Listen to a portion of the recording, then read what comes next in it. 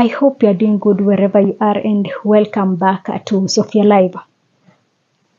So President William Ruto is campaigning 18 months to the general election.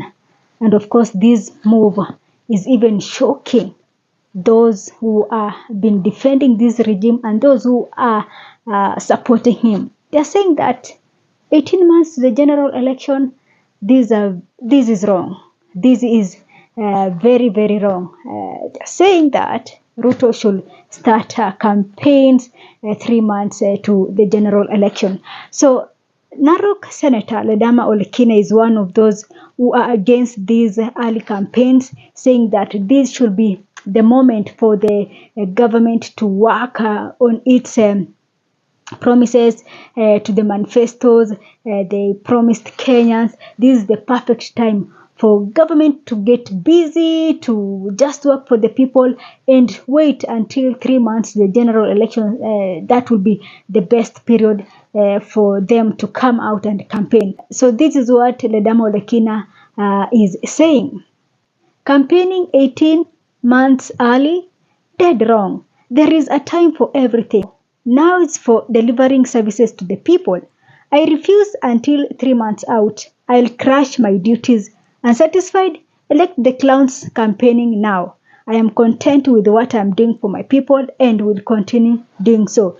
And he is even admitting that he is not going to engage in campaigns right now. And even if you choose to elect those people who are campaigning now, you do so, but just know that this is not the best time for the people elected or the people who are currently in offices to campaign.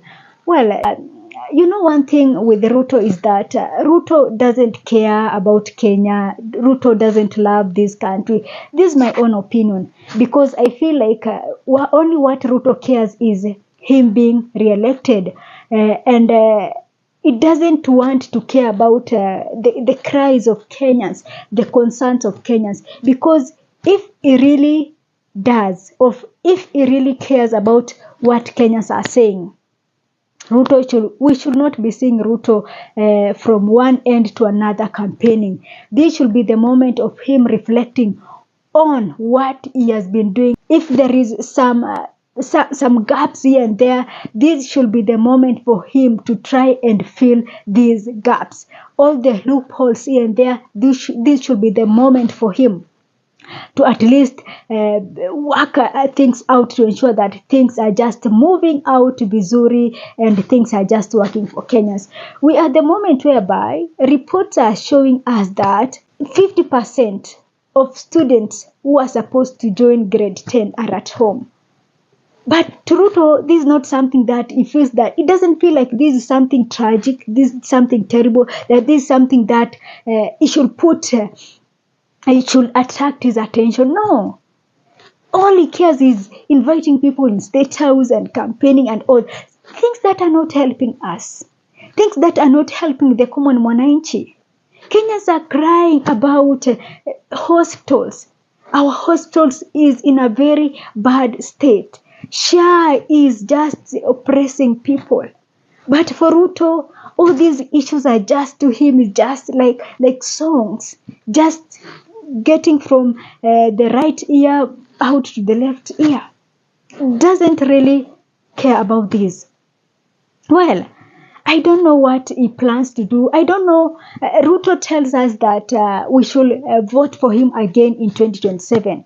And my biggest question to him today is this. You want Kenyans to vote you again. What exactly do you want to give Kenyans? What exactly do you want to do for Kenyans that warrant them to vote for you? You are in power at the moment, and at the same time, you are looking for power. This doesn't make sense. It doesn't make sense at all. The power you are looking for, you have it. Do something with it. At least make sure that Kenyans are not suffering. Do something for the people who voted for you. Kenyans massively voted for Ruto in 2022. People are like, this is the guy that understands our problem. He is a hustler. He comes from a very unfortunate background. Well, this is the right person who understands what it means to be a sufferer, to be a hustler, to be a person who takes one meal a day and all that. But it ends up looking like it is better to even vote for a person who comes from a well-off family. At least he cares, because people are doing a comparison between the past regime and this one. Well, we cannot say that Uhuru was perfect, Uhuru was good, but there were struggles, of course, but with the Ruto, it is becoming unbearable. Look at our streets today. Every day the number of street children keeps increasing. It is all about, we're just turning like to be a begging nation. Every corner of this country is people begging. Those in major cities can attest to this. It is people begging. You move from one street to another, a good number of people begging. Now, with all these issues here, the governors even don't know what to do with these street kids. The governors we have, the governors in major cities, don't know what to do with these street kids because the number keeps on increasing. The issues that Kenya is facing right now needs the president's attention. But it is so unfortunate that the president is focusing on something else. He's focusing on ensuring that he gets a second term. The corruption in Ruto's regime is something else. Every day we are being told that money is lost. Frauds are just taking everything. Every sector is now under siege because these corrupt individuals are taking advantage of the fact that the president doesn't care or is one of them. Because this is the picture we're getting. How do you explain that our health sector loses 11 billion Kenyan shillings with all the problems that we have in that sector? Can afford to lose 11 billion Kenyan shillings. But Ruto, this is not a big issue. Because if he really was a president that loved these people, by now Aden Duale should be home.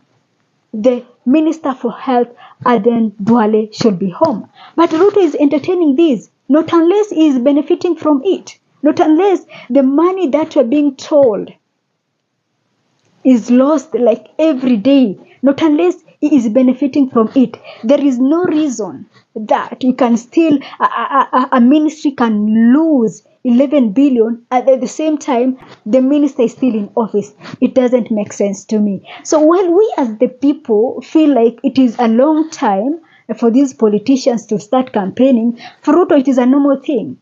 It feels like that he was elected to be moving around, and now it is 18 months to election. He should now be moving around. It doesn't. We are not taking this country anywhere. And this is the same person who is talking about Singapore. Can we reach Singapore with the way he does things? Nah, we cannot get there. Everything now in this country is like it is in on a standstill. Nothing is moving. Everyone is complaining. Those in private and public sector, all of them are complaining. I see that he's trying to say that those who are earning less than 30,000 Kenyan shillings should not be deducted pay as you earn. Well, this is a good move, but you know, this is politics because he knows that, and I'm telling you that if is elected, the first thing is going to scrap is this thing of those earning less than 30,000 not required to pay payee. I know for sure that if Ruto gets another chance, this is what he is going to do. So Kenyans, I think the lesson that we've gotten from Ruto is enough. We don't need more reasons. Because we are saying that, you know, the good thing with us is we don't care who becomes the president. We don't care his tribe. We don't care his or her gender. We don't care whether it comes from a rich or poor background. We are the people who want to see Kenya prosper. We don't care about that. We just want a person who will be very considerate, who will understand that Kenyans are suffering and that that person really needs to do something for his people. You are elected to do something for your people, not for you and your friends to be stealing everything to just trying to get rich and have targets, and it doesn't go like that. As much as they say that politics is a dirty game, I think with Ruto we've seen what, I don't know, we've seen enough of it. So all Kenyans, be observant. Anybody starting campaigning right now, be it the president, governor, the senator, the MP, women rep, and the MCA, not these people. All these people should go home. This is not time for campaigns. This is the moment that these people should be seeing what they have done in the last 3 years and try to correct in areas whereby they feel that there is something wrong that happened there. This is the moment to correct and try to at least make things work for Kenya. What Kenyans want is just things to work for them.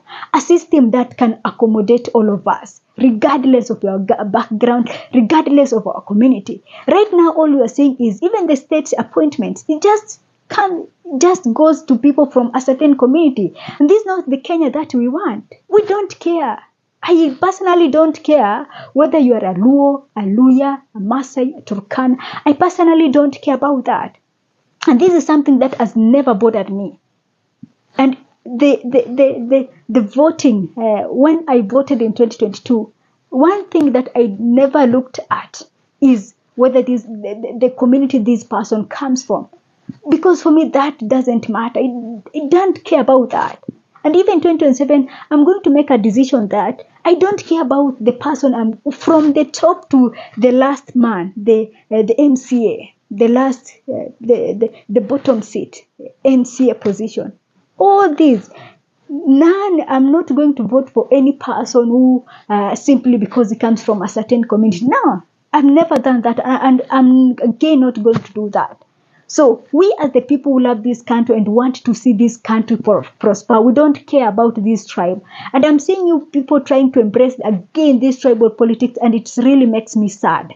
We are trying to move away from this tribal politics because this is a space whereby these politicians have been taking advantage of us. We've been ending up having thugs in offices.